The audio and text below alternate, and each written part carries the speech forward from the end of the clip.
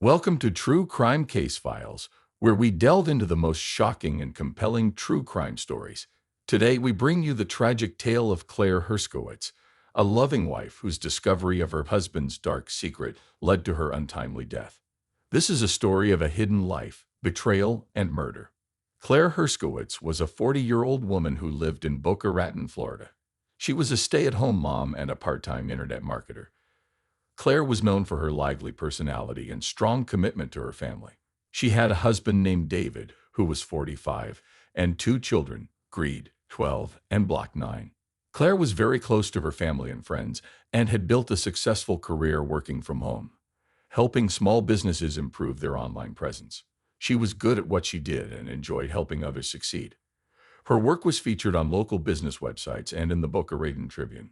Claire's husband, David, owned a fishing tour company. To the outside world, he seemed like a devoted husband and father. However, as we will discover later, David had many secrets. Claire was very active in her community. She volunteered at Greed and Block School, Pinecrest School, and was part of the PTA. She helped organize school events and fundraisers. She also loved to bake and often brought cookies and cakes to school events and community gatherings. In the days before her death, Claire was busy planning a family vacation to Disney World. She was looking forward to spending quality time with her family. Claire also had dreams of expanding her internet marketing business. She was working on a new project for a local restaurant and was excited about the possibilities it brought. Claire's life seemed perfect to many. She had a loving family, a successful career, and was well liked in her community. However, everything changed in March 2016 when she discovered a dark secret about her husband's double life. This discovery would lead to her tragic and untimely death. On the morning of March 18, 2016, at around 8 o'clock a.m., Mark Stevens, Claire Herskowitz's next-door neighbor, made a shocking discovery. Mark, a retired police officer, was out for his usual morning walk when he noticed something strange at the Herskowitz house. The garage door was partially open, which was unusual for the typically tidy and cautious Claire. Curious and concerned, Mark approached the garage. As he got closer, he saw a pool of blood on the floor. His heart raced as he peered inside. There, lying motionless on the cold concrete, was Claire. She had been brutally attacked, her body covered in blood. Mark's years of police training kicked in. He quickly assessed the scene, noting the tire iron near Claire's body, which was likely the murder weapon. Mark immediately called 911, his voice steady but filled with urgency. He then waited outside the garage to ensure nothing was disturbed, keeping a watchful eye on the scene until the authorities arrived. The sound of sirens filled the air as the Boca Raton Police Department rushed to the scene. The garage was a gruesome sight. Blood splatters covered the floor and walls, evidence of a violent struggle. Claire's body showed signs of a brutal attack, with multiple wounds suggesting she had fought hard against her attacker.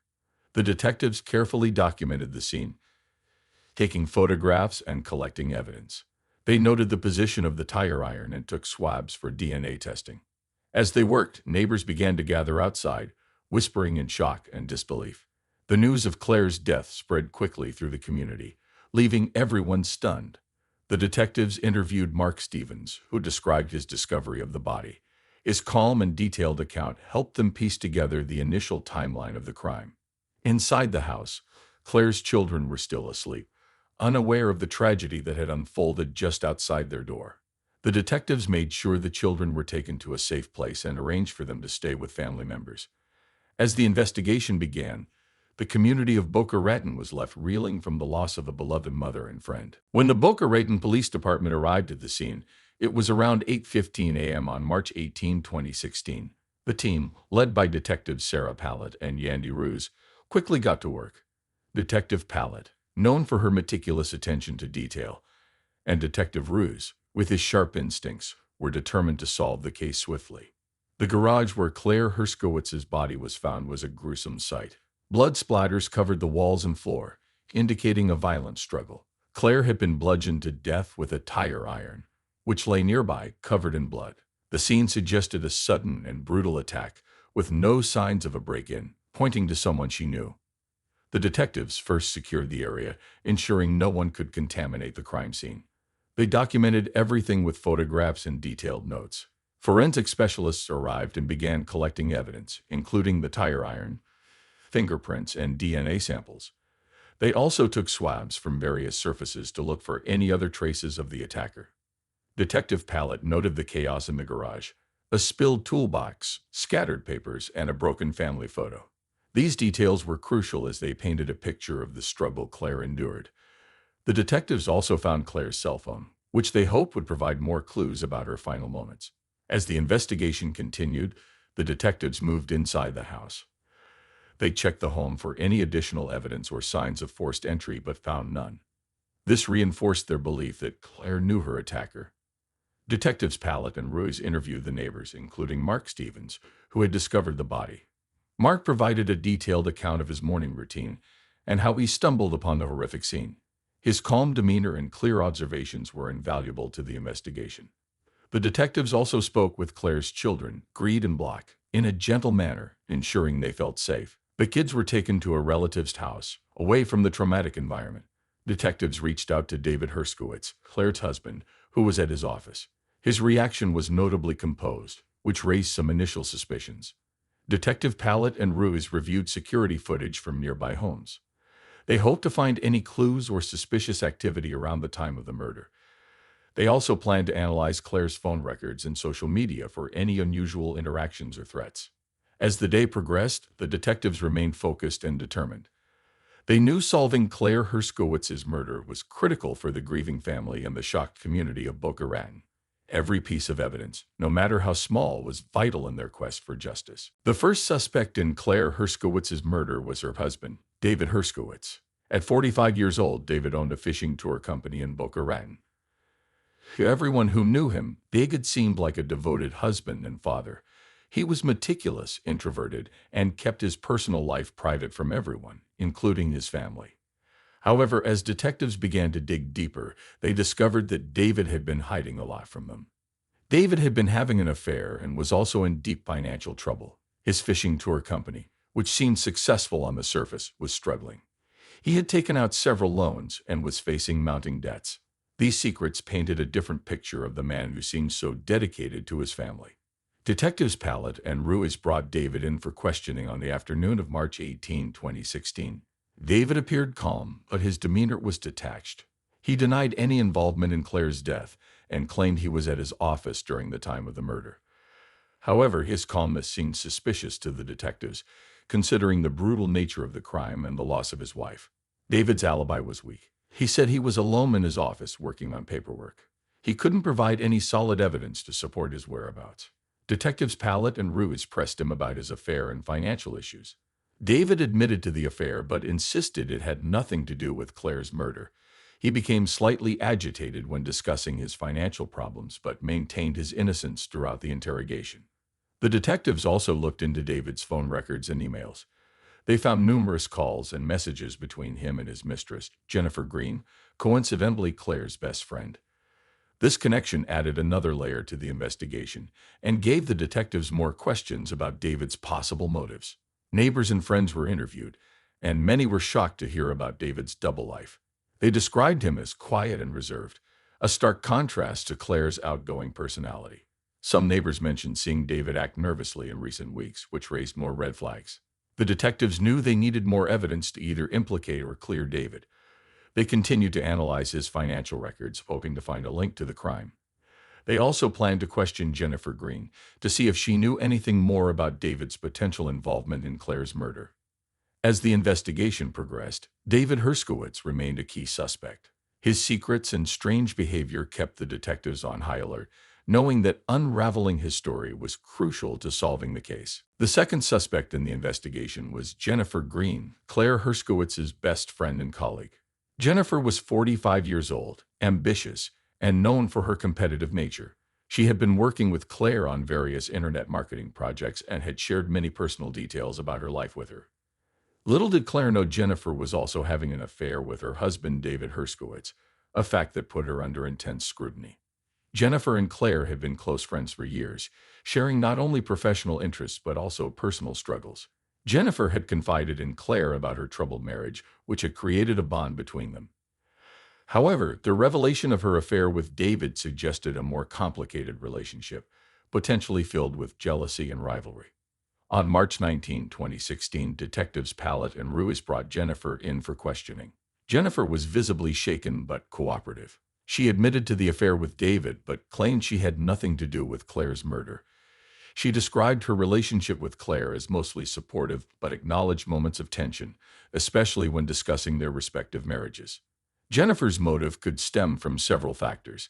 Her affair with David was a significant betrayal of Claire's trust, and if Claire had discovered it, it could have led to intense conflict. Additionally, Jennifer's ambitious nature and desire for success could have led to envy and resentment. During the interrogation, Jennifer was defensive but not overly aggressive. She answered the detective's questions but was careful with her words. She gloated to police that David had told her he was planning to leave Claire and that their relationship would soon become official. This added another layer to the investigation, as it suggested Jennifer might have felt threatened by Claire's presence in David's life. Detectives Pallet and Ruiz also examined Jennifer's phone records and emails. They found numerous messages between her and David, discussing both personal and professional matters.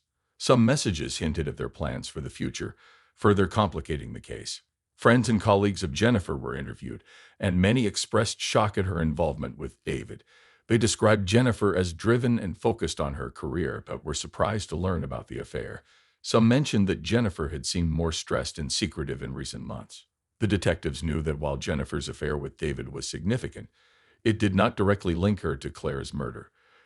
They continued to gather evidence, hoping to uncover more about her role in the events leading up to Claire's death. Jennifer's actions and motives remained a critical piece of the puzzle, keeping her firmly in the spotlight of the investigation. On March 21, 2016, at around 3:00 p.m., the Boca Raton Police Department received a breakthrough in the case. The weather was clear and warm, typical for Florida. Detective Sarah Pallet was at the station when a forensic analyst named Lisa Kiang called with urgent news. They had found new evidence that could significantly impact the investigation. The evidence was discovered during a detailed analysis of Claire Herskowitz's cell phone. Forensic experts recovered deleted text messages between Claire and an unknown number. The messages revealed that Claire had discovered a shocking secret. Her husband David was running secret gambling and sex trafficking operation. Claire had planned to go to the police with this information, a motive for her murder. David's fishing tour company was actually a cover for a secret gambling and sex trafficking operations, a sort of brothel casino on a yacht.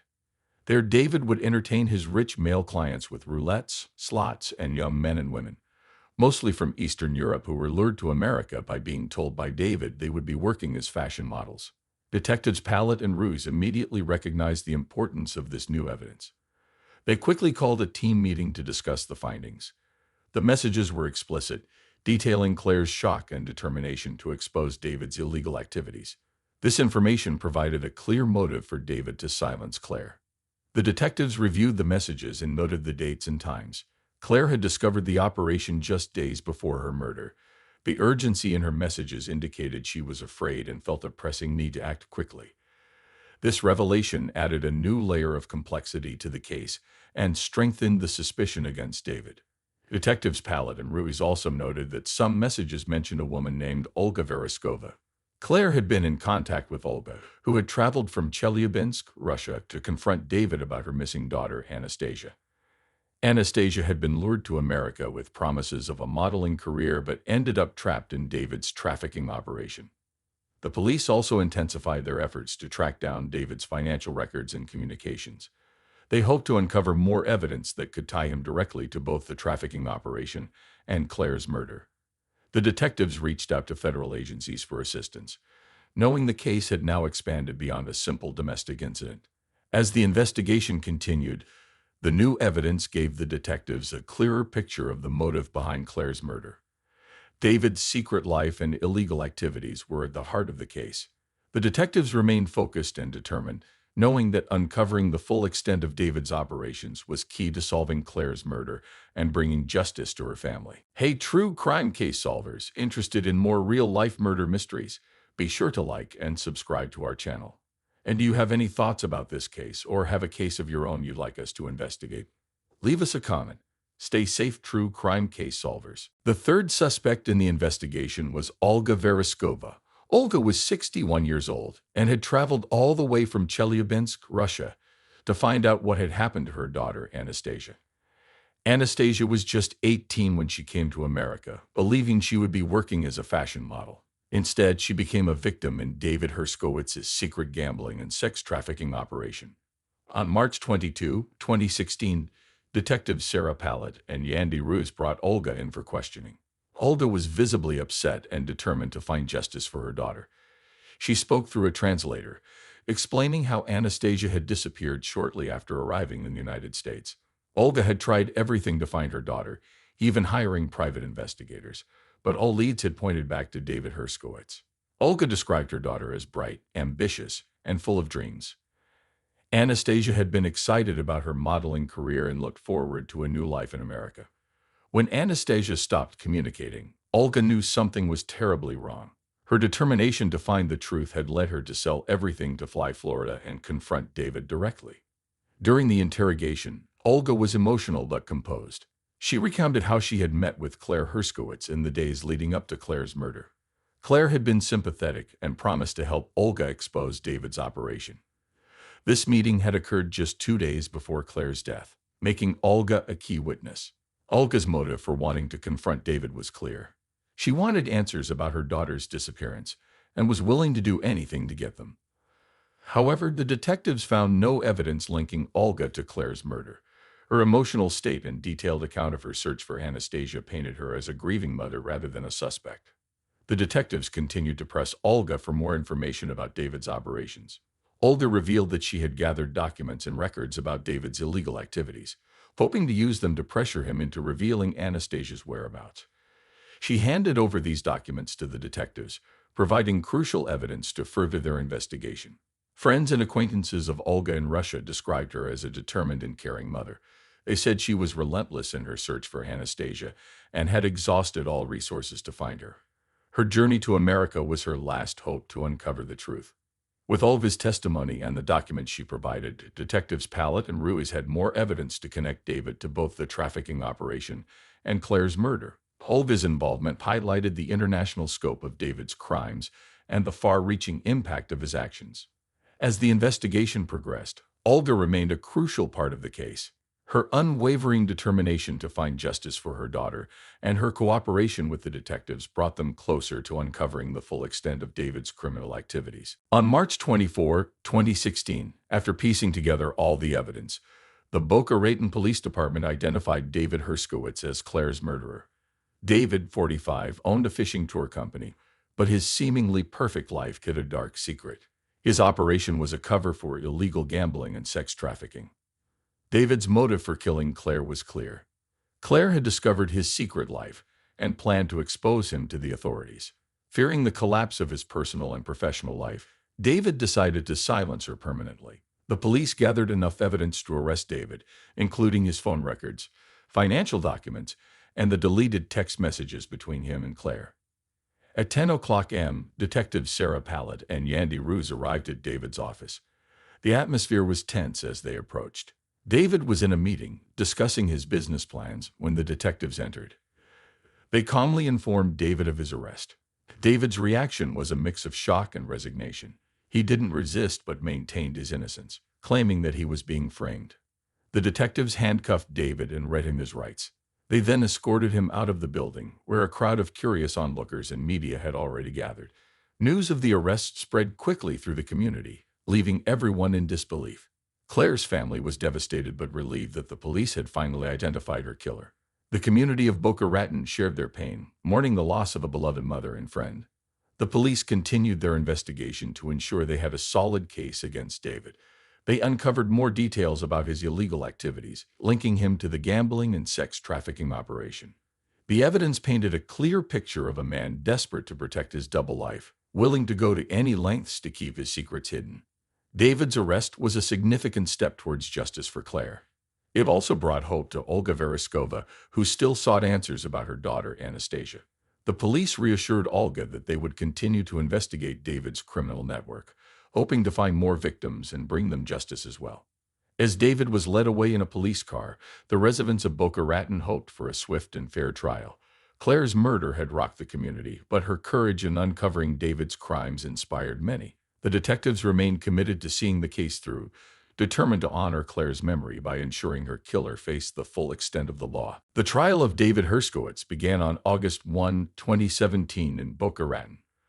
The prosecution was led by Assistant District Attorney Karen Whitfield, known for her tenacity and keen sense of justice. Karen, 38, had a reputation for being tough on crime and was determined to see David held accountable for Claire's murder and his other illegal activities. The prosecution's argument centered on the mountain of evidence against David. Karen presented the deleted text messages between Claire and David, financial records showing his debts, and testimonies from various witnesses, including Claire's family and friends. The jury listened intently as Karen detailed how David's secret life led him to kill his wife to prevent her from exposing his illegal activities. On the defense side was attorney Richard Palmer, a 45-year-old known for his sharp legal mind and calm demeanor. Richard argued that David was being framed and that the evidence was circumstantial. He tried to cast doubt on the validity of the text messages and suggested that other individuals involved in David's illegal operations had more to gain from Claire's death. Throughout the trial, Claire's family was present, their faces etched with grief and determination. They watched every moment, hoping for justice. Michelle, Claire's sister, often wiped away tears as she listened to the details of her sister's last days and the brutality of her murder. The trial lasted 3 weeks, with both sides presenting compelling arguments. However, the prosecution's evidence was overwhelming. On August 24, 2017, the jury delivered a unanimous verdict. David Herskowitz was found guilty of first-degree murder, illegal gambling, and sex trafficking. During the sentencing hearing, the judge condemned David's actions and sentenced him to life in prison without the possibility of parole.